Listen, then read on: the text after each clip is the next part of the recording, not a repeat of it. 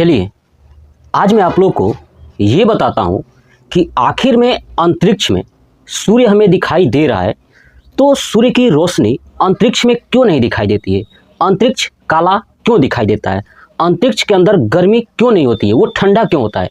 इस पूरा वीडियो में आपको डिटेल के साथ समझाऊंगा, पहले कॉन्सेप्ट फिर आपको बातें सिखाऊंगा। ठीक है, चलिए देखिए समझिए।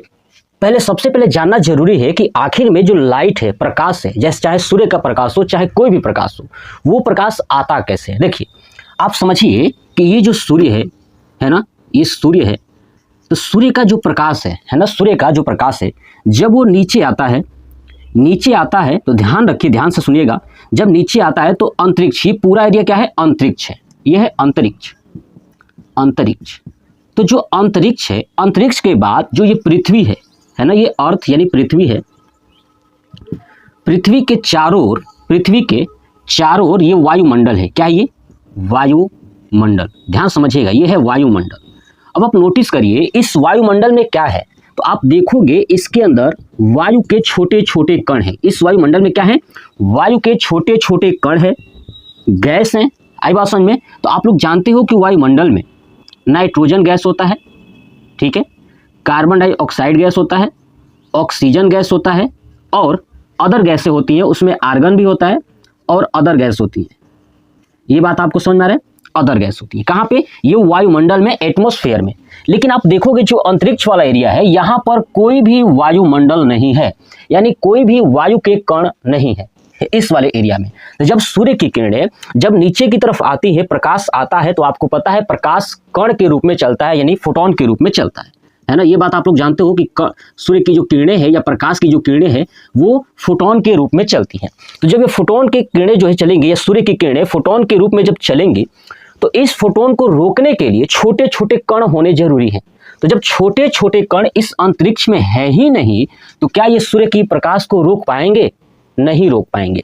जैसे समझिए यहाँ से सूर्य की प्रकाश आ रहा है, या आप टॉर्च ऑन करिए और यहाँ पे एक दीवार बना दीजिए। दीवार को समझिए कि छोटा सा ये कण है, तो जब ये प्रकाश इससे टकराएगा तो इस दीवार क्या करेगा, ये दीवार इस प्रकाश के कण को, है ना, ये प्रकाश के कण को अपने अंदर सोख लेगा, यानी अवशोषण कर लेगा। क्या कर लेगा, अवशोषण कर लेगा। जब ये प्रकाश की किरणों को अवशोषण कर लेगा, सोख लेगा, तो सोखने के बाद इसके अंदर ऊर्जा आ जाएगी। क्या आ जाएगी, ऊर्जा आ जाएगी। जब ये ऊर्जा आ जाएगा तो इसी ऊर्जा के कारण ये कण जो है कि गर्म हो जाएंगे। क्या हो जाएंगे, गर्म हो जाएंगे, जिसके कारण इस कण के आसपास गर्माहट महसूस होगी। क्या होगी, गर्माहट महसूस होगी।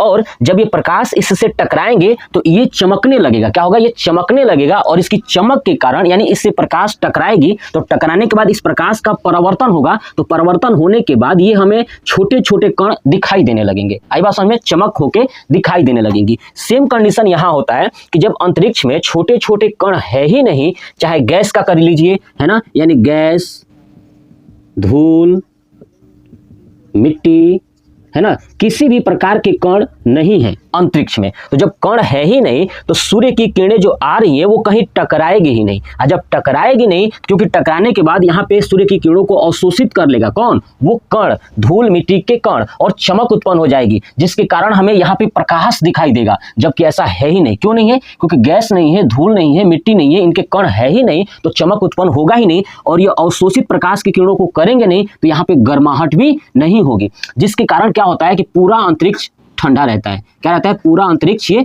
ठंडा रहता है। और ये ठंडा क्यों रहता है, आपको समझ में आ गया, क्योंकि यहाँ पे धूल मिट्टी गैस के कण उपस्थित नहीं होते हैं। क्योंकि प्रकाश जब भी चलती है तो किसी कण से टकराएगी, तो उस कण के अंदर वो कण क्या करेगा, उस प्रकाश को एब्जॉर्ब कर लेगा, अवशोषित कर लेगा और गर्म हो जाएगा। जब गर्म होगा तो हमें गर्माहट महसूस होगी। जबकि अंतरिक्ष में कण है ही नहीं, इसलिए वहां पे कोई भी प्रकाश को अवशोषित नहीं करता है, जिसके कारण ये पूरा अंतरिक्ष ठंडा रहता है। इसी के विपरीत जो हमारा पृथ्वी है, पृथ्वी के पास ये वायुमंडल है। क्या है, वायुमंडल। और वायुमंडल में इतने सारे गैसेज हैं, छोटे छोटे कण है, पार्टिकल्स है, और इस पृथ्वी के ऊपर बिल्डिंग वगैरह है, इंसान रहते हैं। तो जब सूर्य की किरणें आती है तो बिल्डिंग, इंसान उसे एब्जॉर्ब कर लेते हैं, जिसके कारण ये पूरा वायुमंडल वाला एरिया क्या रहता है, गर्म रहता है। क्या रहता है, गर्म रहता है। समझ में आ गई बात। अब दूसरा चीज समझिए कि ये तो ठंडा रहता है, ठंडा के साथ साथ यहाँ पे गर्म भी नहीं होगा। क्यों, क्योंकि ये सूर्य की किरणों को एब्जॉर्ब नहीं करते हैं। तो ये आज का टॉपिक यही था कि जो सूर्य की किरणें हैं वो जब आती हैं तो अंतरिक्ष में गर्माहट,